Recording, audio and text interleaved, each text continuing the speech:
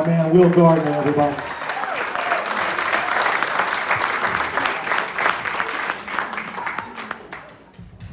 So I just got off the dating apps recently.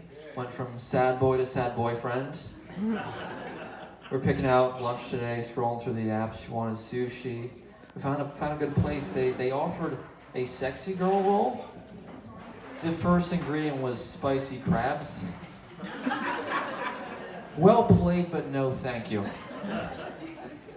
It's good to be off the apps. I want to run down the other spicy crabs. There are some horrifying people on there. Anyone ever been on Hinge? It's got like all these little prompts on there. None of them involve slamming chairs, though. And now there was one. This girl put what her simple pleasures were in life. Her simple pleasures were enjoying life. I would love to know where the fuck she's been the entire last year, because enjoying life is the least simple, least pleasurable thing we've been able to do. There's somebody else, I thought they were being that lame. They said, never have I ever been to Miami. If I had $1 for every city I've never been to, I could afford to go to some of those cities I've never been to. At face, it looks like really fucking boring, right?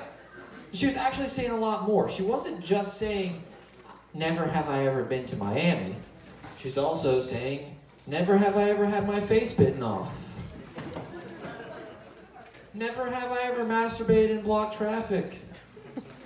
And most importantly, never have I ever had my Uncle Judge preside over my cousin wedding. There was one I matched with, though. It involved an actual conversation. She intrigued me at first. She said she was sunshine with a little bit of hurricane. So I matched with her. I asked, what's your ratio of sunshine to hurricane? Because I'm slick as fuck like that. She said, 40% sunshine, 60% hurricane. So that is a tax audit waiting to happen. For some reason, I continued the conversation anyway. We both had kids who were talking about our kids. She said, oh, I've got a 4-year-old and 11-month-old. I told her, oh, I've got a 4-year-old. To which she said, aw, same. So I'm going to have to do all the thinking. I stopped that conversation there. Then there's the people you actually meet, though. Went to this one girl's house, watched some movies. Right out of the front gate, she's missing about a third of the teeth I thought she had. She was divorced, so I thought maybe she might have lost part of them as part of the settlement. I don't know, I didn't ask.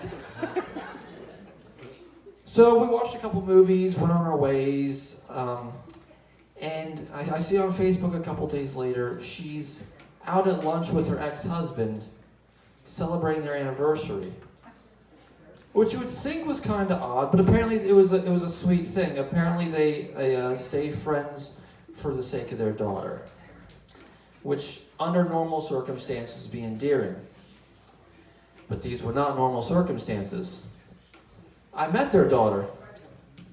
She was a box of ashes on her mother's dresser. And the dad didn't even want any of the ashes, like not even a sniff. And they're hanging out for her. I just hope like they don't get together to celebrate the kid's birthday, because once they light some candles, the poor kid's gonna have some flashbacks. I mean, if they do, like I'll show up, I'll get her like a sandbox or something. That'll be fun.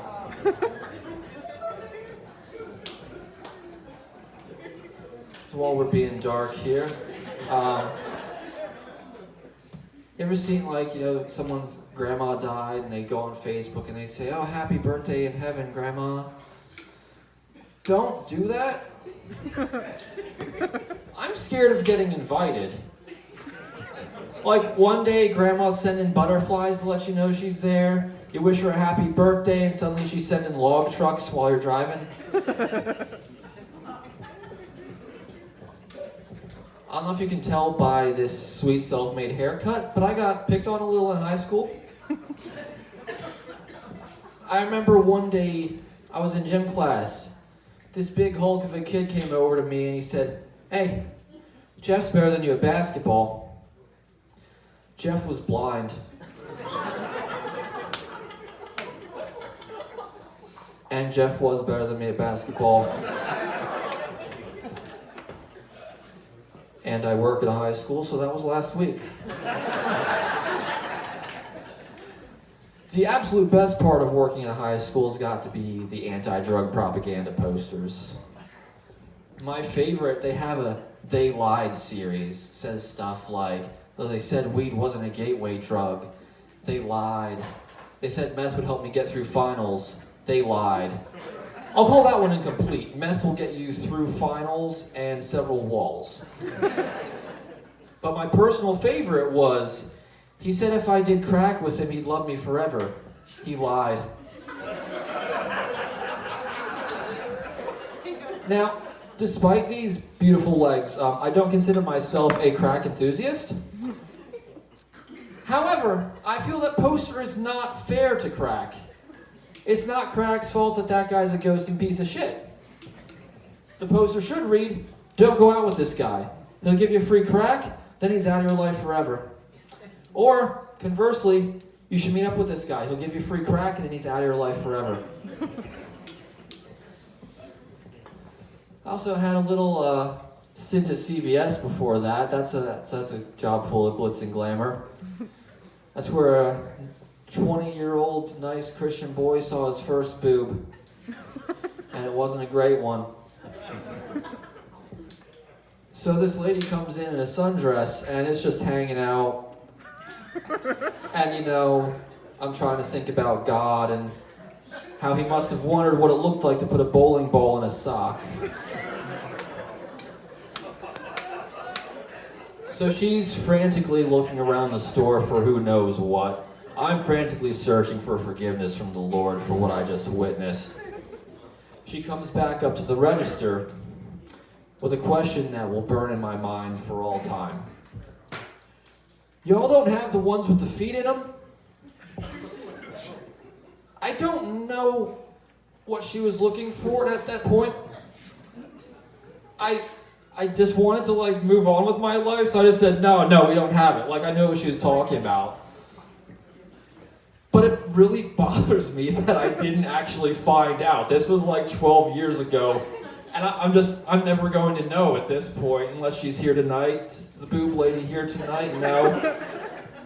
Yeah, so case closed. So I don't know if she's looking for a foot bath or the slippers you buy your mom from CVS because you forgot her birthday, or some obscure foot fetish magazine. I don't know. That's how I stay alive. I've been divorced, I deal with anxiety, and I will hold on forever because I can't die not knowing what this woman was looking for. I'm gonna live forever. I was the photo lab supervisor while I was at CVS, and we were not allowed to print porn there. We were allowed to print nude photos. There is a difference. As was told to me, porn to CVS is 2 or more naked people touching in any manner. So if you got a guy jerking off by himself on the couch, technically clean. 2 naked lesbians on high-fiving on the couch, that's a no-go. Guy jerking off a diving board into a pool full of kids, nobody's touching, you can run it. So, guys, next time your woman sees the OnlyFans charge, you can tell her, according to CVS policy, you're not doing anything wrong. You ever wonder when we're gonna see the first suicide by CVS receipt? These things are fucking long. Longer than I've been up here. That's my time. Thank you guys. Have a good night.